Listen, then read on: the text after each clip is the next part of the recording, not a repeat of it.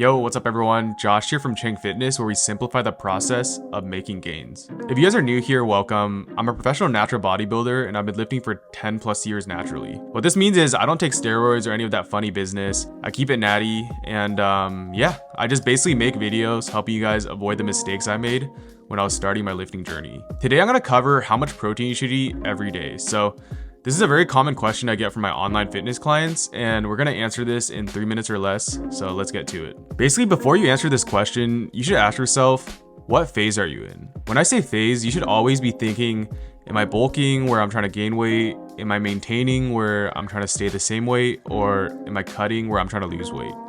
You're always gonna be in one of those three phases, whether you like it or not, and depending on which phase you're in, that's gonna dictate how much protein you should eat. Now, to answer this question, we're gonna turn to the Muscle and Strength Pyramid by Eric Helms. Eric Helms is one of the natty OGs. He's got a PhD, he's a smart guy, and he's part of Team 3DMJ. So basically, as you can see in this book, they talk about protein intake as well as other macronutrients. When you're cutting and when you're bulking, there's gonna be a different protein target. I'm gonna explain that in a bit, but basically when you're cutting, you wanna aim for 1.1 to 1.3 grams per pound of body weight. And then when you're bulking, you wanna aim for 0.8 to 1 gram per pound of body weight. So as you can see, when you're eating more calories, you need less protein. And then when you're eating less calories, you need more protein. Why is this the case? Well, fundamentally, when you're bulking or in a caloric surplus, and even when you're maintaining, you're in an anabolic state. So basically an anabolic state is good for muscle building. You're really in a prime spot to gain muscle.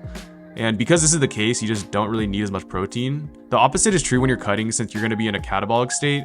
Basically, when you're cutting, you're essentially starving yourself, right? Since you're gonna be eating less calories than your body needs to maintain its weight. So being in a caloric deficit, you're trying to lose weight, primarily fat. And the way you preserve muscle is by bumping up your protein intake. Since the more protein you eat up to a certain limit, the more insurance you have against muscle loss. So I'm someone who likes to learn through examples. Let's say I'm 170 pounds. So as you can see, if I'm bulking, I only need 136 grams of protein, assuming I'm aiming for 0.8 grams per pound of body weight. If I'm recomping, my target is 170 grams of protein per day, basically 1 gram per pound of body weight. And then when I'm cutting, 204 grams of protein per day. So this is the highest target, and that'd be 1.2 grams per pound of body weight. So this is an example for my weight. If you want to do this yourself, you can basically just plug in your body weight into this equation, and then you can figure out how much protein you need per day. The key takeaway here is that protein intake is extremely important when you're cutting, since when you're trying to lose weight, you don't want to lose muscle or else you're not actually going to look better. You mainly want to target losing fat and preserving as much muscle as possible.